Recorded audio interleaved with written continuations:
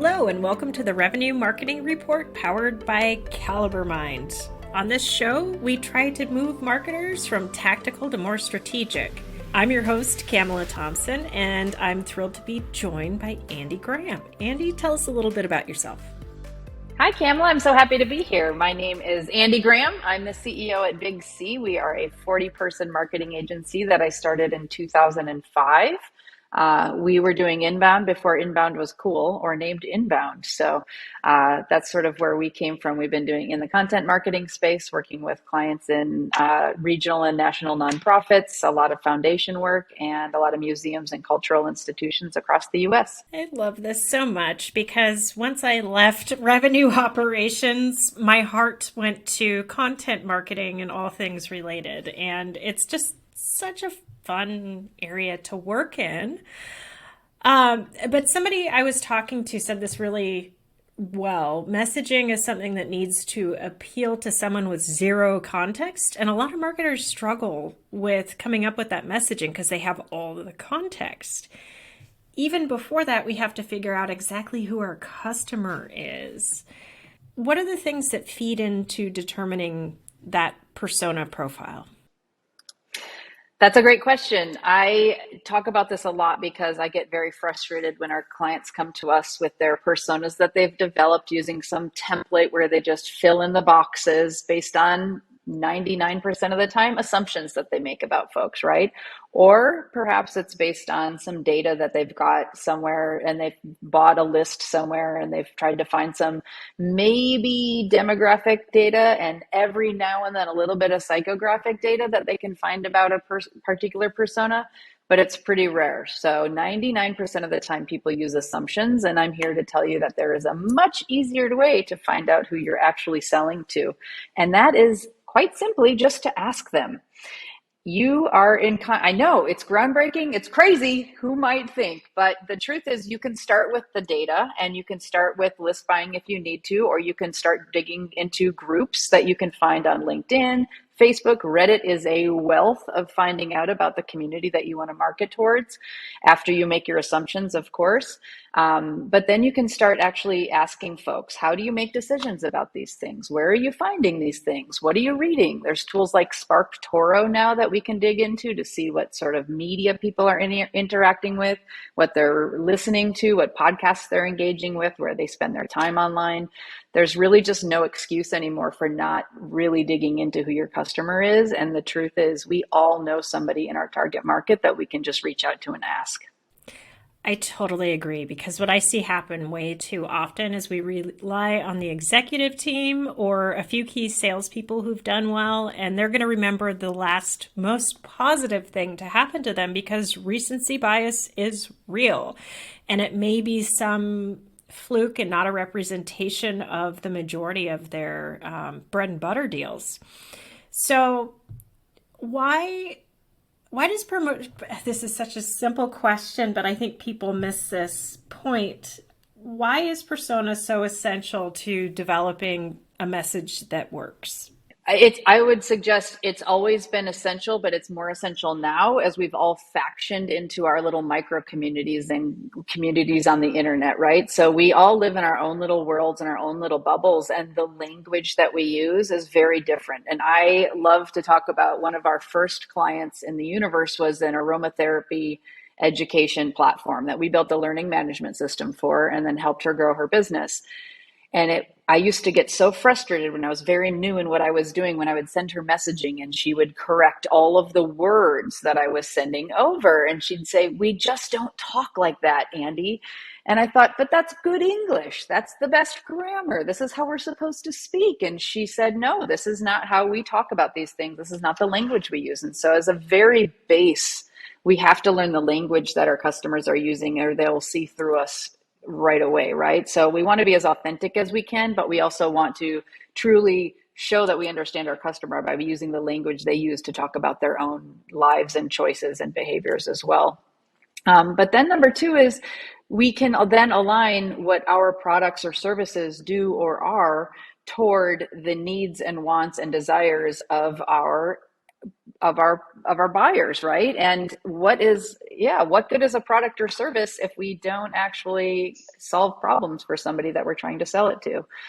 So building a better product is one opportunity, but also then selling that product and knowing who to talk to and when to talk to, and not wasting our time with blanket or mass marketing messaging that doesn't speak to anybody individually. Yeah, and I see a lot of tech companies starting with features and what differentiates them on a very, very technical, tactical level. And they forget that the key person they're catering to isn't oftentimes isn't a technical buyer and doesn't care. Yeah. they want to know if you solved the problem they have, which you haven't stated in your copy. Yep. And then they'll have somebody technical come in and verify that. Do you see that happening in tech at all? All the time in tech. So I'm on the sales side, and often I'm the first phone call that people have when they're even trying to buy tech from us, when we're building websites, we're building platforms for them, and they come in and they're just asking questions about, can we do this? And don't, if I were to launch immediately into, well, this API doesn't integrate with this API, I've lost them on this call, right? So I've got to make sure that I'm talking about the thing that they care about the most before we move any farther down that stage. So Seth Godin wrote in 2012. I just found this recently. I've been following him for a very long time, but he said the only way to do great customer service is to treat different customers differently. And I just think that's like such a strong statement because it's true, right? That was 2012. We're even more fractioned now. But if we aren't treating customers the way that they want to be spoken to, listened to, interacted with, all of those things, what platforms are we using to communicate? If we're asking a client, for instance, we do this, so I'm not ragging on us, but, asking a client or a customer to log into an entirely new platform as the only means of communication, that becomes problematic, and asking them to change their lives, but we're not willing to change for them. Those are really tough business relationships because we're not fitting into their world and we need to fit into their world. Yeah, and the expectation for how quickly people respond when they're available is completely changed. I remember back in the day, a day was long enough to follow up on a form fill. That really doesn't, they want to be chatting to someone live and not, in a lot of cases, talking to them, at least initially. Have you seen that in your work as well? I actually believe pretty strongly that we are allowed to set our own boundaries. And I think that by having a live chat on your website, you are acquiescing to that level of commitment to conversation and communication. And if you can't follow that up, if you're able to do that in the sales process and not able to do that in the customer support or customer experience side of the business, it's probably going to be a little bit of a mismatch and a little bit of a letdown of expectations. So I would say that we find it best to set those expectations up front. I actually, when somebody form fills on our website, especially if it's a new project reach out, I actually have this kind of kitschy email that we send out that say, hey, you've taken the first step, something like you've swiped right, or is it left? I don't even know because I don't use those apps, but yeah, you've chosen us. Yeah, it's a little bit of you've chosen us, you've gotten to know us, but now we want to get to know you. So can you give us a day or two to do a little bit of research and background information before we reach out and schedule the first meeting? So I think that the most important part is setting clear communications around communication expectations and timing expectations. But I do think that the world is backing a little bit up from the hustle culture and becoming a little bit more structured around communication boundaries and especially timing boundaries. Yeah, quid pro quo, Clarice. I just dated myself, and there's a bunch of young people listening to that going, what? It's a classic. And I'm not even going to say which movie that was. So when we were talking earlier about figuring out who your key personas are, let's dig into this a little bit. So I'm a huge fan of blending art and science, or giving context and business knowledge layered on top of data. What is the risk of solely looking at data and using that to base your persona decisions? Well, the worst thing that comes out of using solely data is that 95% of people who come work with us have really bad data. It's very I messy. would argue it's probably 100%, and those 5% just don't know. Yeah, I would agree with that. There's some folks that have, I will say, we work with some really smart marketing directors who know how, have already gone in and sort of sorted through those things. But for the most part, their data is really bad. It's very messy. It has very little governance. So there's things that have been added and compiled for years and years and years. I mean, just looking at a sales database, for instance, how many of those leads actually still exist in the roles that they were at when you gathered that data? Probably very few. Yeah. Yeah, we've all heard So, of the great resignation, the swap. I don't know what else you want to call it, but it's not a knock on marketers. It's the fact that data goes stale extremely quickly. And even mhm, Salesforce says 90% of data is either stale or missing. yeah. So even if you're enriching it, it doesn't mean it's great. Yeah, it's exactly right. Info USA is not chasing every human around the internet looking for where they are now and what they're doing now. But the truth is that, like, even as businesses and B2B, you're working with humans to humans. And so understanding what's important to me as a buyer versus important to Joe Smith down the street are two very different situations, even though we might be buying the very same product. And so knowing that I'm a busy mom who's on my way to soccer practice and I'm going to be reading an email in the grocery checkout line while I'm trying to get the gift for my kid's student teacher for tomorrow's thing versus Joe, who's a single guy in his 20s. He's going to go gaming with his buddies after work. And his interaction with that email is going to be in a very different place and space and mindset. Just being able to make decisions around those things when you're creating content from a marketing perspective and also from a sales perspective. So knowing what's important to people and how they use their time and where they spend their time is really important, just so we're not wasting our time. I think the second problem with using just data is sometimes we rely so heavily on it that we forget that the intuitive creative decisions we're making are often far more interesting. I think everybody's now heard about the cherry Sprite scenario where they relied on all the data, the Coke Freeform product, the Coke machines where you can mix all your own flavors. They discovered that most people were mixing cherry into their Sprite. And so they decided to launch, ready for it?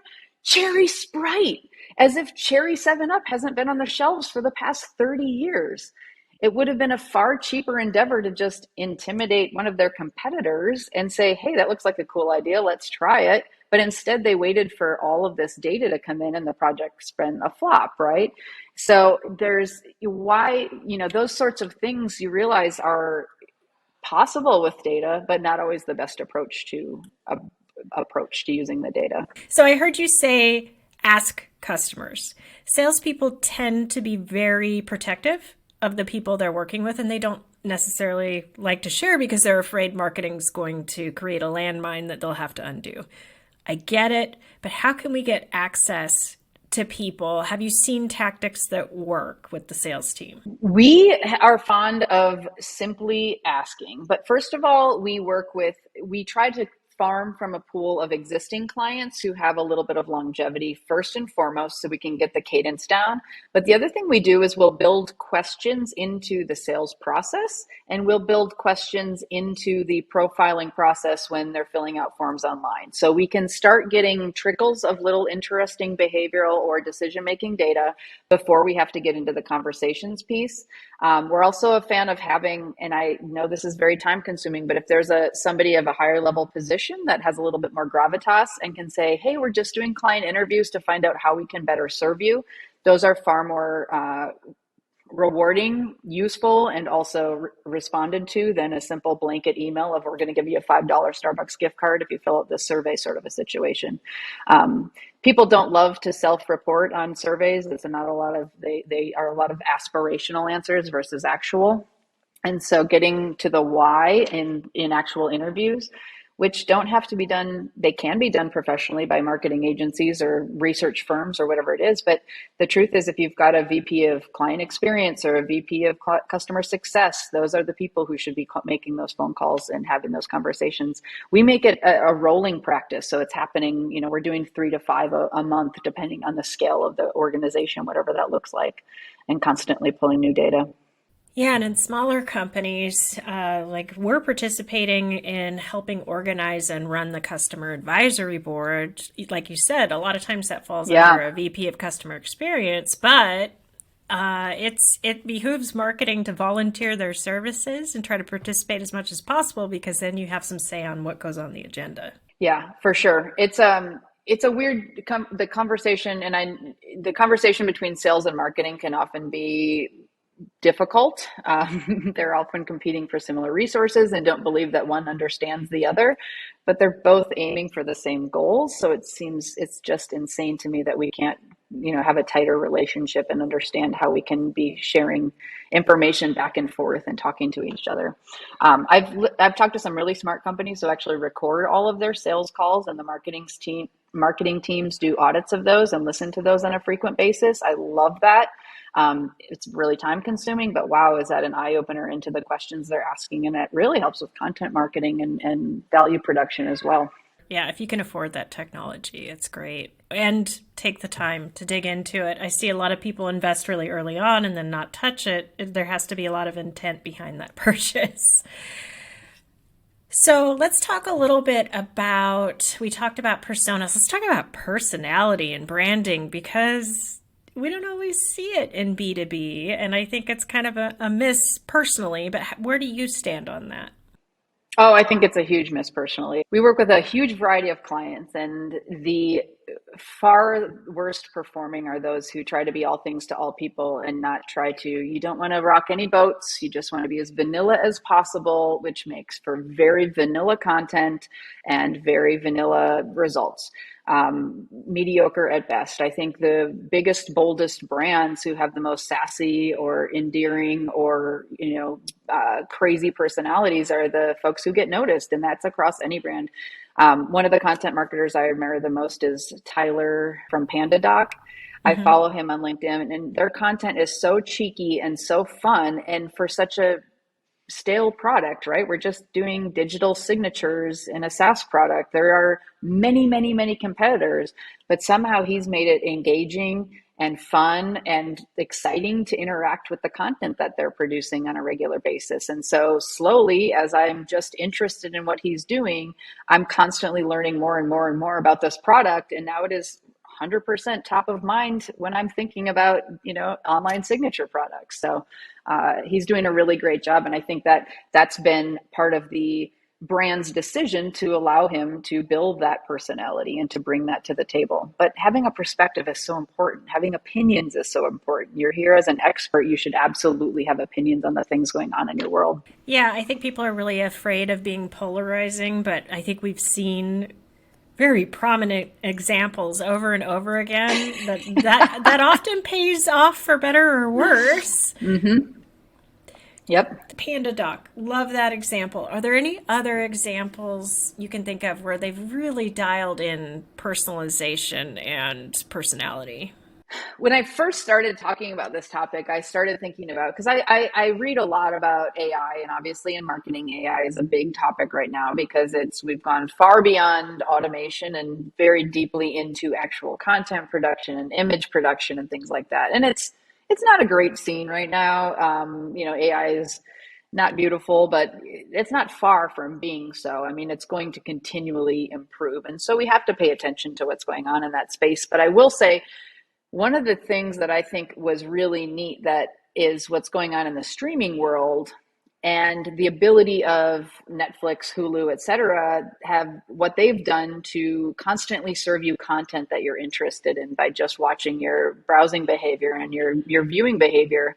It's such a simple thing that I feel so seen when I log into my Netflix portal that websites can be doing with the same information, but we don't do it. But it's all possible. We just don't have MarTech professionals who have yet understood how to, I think, use that across their entire web properties. One of the things we love HubSpot for is its ability to do personalization. I talk about when we do higher ed marketing, we work with a lot of universities. If we're doing campaigns specifically for non-traditional students. So students who are usually second career, going back to school, they've got working kids at home. They want to see other students who look like them. They don't want to see a campus full of co-eds, 18-year-olds, 19-year-olds, 20-year-olds walking around. And so we can actually use smart content on HubSpot-based landing pages and websites to change out the photos that we see, that we have showing on the website. So it looks a little bit more like something they relate to, because that's also the truth in the campus. There are those communities as well, spread across campus. And so there's a lot of opportunities for doing things like that. You can do those in emails. You can do those in, written emails, visuals, all of those different things. HubSpot allows for a lot of that stuff. So, how about closed opportunity interviews? I've seen some success with that. Do you recommend? I think you said something about the VP of customer success. Like, who ideally runs that interview, and what kind of information are you trying to get out of the company you're interviewing? Yeah, for us, we're usually asking a few things. We're asking, who else were you evaluating in this, if you're willing to share, right? So we can understand who our competitors are. And then there's really the basic questions of like, what about us made you make this choice? So we ask those things, which are the basics, but we also ask, like, what are you most afraid of in this relationship? And what was the fear that you were coming into this decision with? What were you afraid of if you chose A, B, or C of these different competitors, so that we can speak to those things, obviously, in our messaging in the future. And then the question of, what actually pushed you over the edge, I think is really important. Was it, what was it in these phone calls or in these conversations that was really important to you? I think that knowing how you deliver value to your clients is really, really important, because a lot of times the thing you think you're selling is not what they're buying. And so getting that alignment through those conversations can help as well. And sometimes that's better with clients who've been around for a while, where you think you sold them X, but they're no, you're selling X, you think you're selling X, but what we're getting from it is Y. So I think those conversations can help with that alignment. That makes sense. And I've seen in companies, when messaging isn't quite right, everybody goes and makes their own pitch deck, their own emails, their own materials. And what's often missing is the feedback loop to marketing to let them know that the messaging isn't working. Have you seen any strategies work that help that feedback loop along a little bit? That's a basic in content governance, right? And so there's a lot of tools that you can use that save elevator pitches. I actually am evaluating a tool now called Report that just came on the market, and they're in beta, and it's really neat. It integrates with your CRM, and you can actually attach marketing collateral. So if somebody's using a case study or a pitch deck or various things, it'll track attachments, it'll track links in various sales emails through your Salesforce or HubSpot instance. And then it will report back on which deals closed and where they moved through the funnel, based on which documents were attached and which sales collateral were used in those deals. So you can actually get an understanding of like, oh, this case study closed 4 deals last month. Like, let's focus on more case studies like this one. Or this pitch deck keeps getting restructured and it's not selling anybody. Let's, ditch the pitch deck or whatever that thing is that's not working. So I think that's a really neat tool that's coming out. We're literally onboarding to it next week so that we can play with it, because I think it'll be a really useful thing for our clients as well.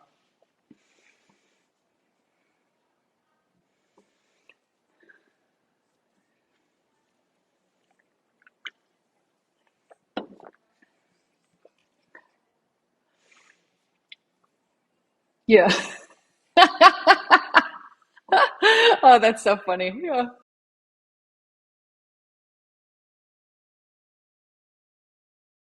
No, I think, the only thing I have to share with the world, honestly, is to not forget that we all make decisions based on emotion, and that emotion is how we connect with other humans. And so when we get so buried in data and so focused on the sales cadence and so focused on this features and benefits, we really lose that very short window that we have to connect with somebody in real life as a real human over simple things like, hey, I've got a teenage daughter, let's commiserate, right? Because we can all be on that same plane.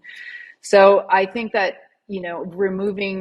I feel like the world's moving into a place where humans are coming back into the picture. I fear that, automation tools like HubSpot, but a lot of them have sort of sucked the life out of it for a little while. But I think humans are coming back into that picture. And I think we'd be best served to lean into that and establish great relationships and really focus on our client experience through those relationships. Yes, hopefully B2B marketers are listening closely because even if you're selling to a buyer committee, those are still individuals with, different family lives or not, and living in different locations, having different interests. Yeah, no, I totally agree with you. That's a fantastic point. Andy, where can people find you online to connect? Sure. My agency is Big C. It's bigsea.co. And then my personal site is andigraham.co. And I do speaking and talking and writing a lot there as well. Wonderful. So for those of you listening to the podcast, if you enjoy it, please rate, review, subscribe, tell 2 friends. It does make a difference. And for those of you looking for more great content like this, check out calibermind.com.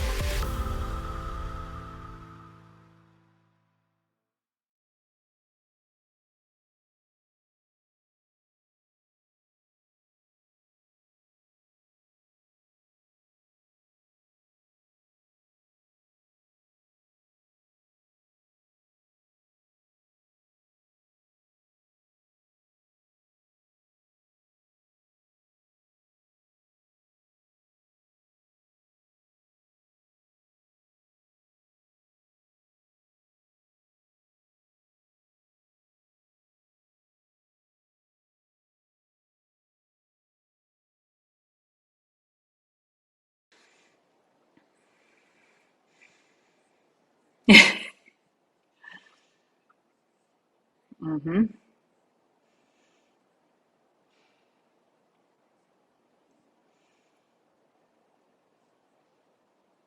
Yep.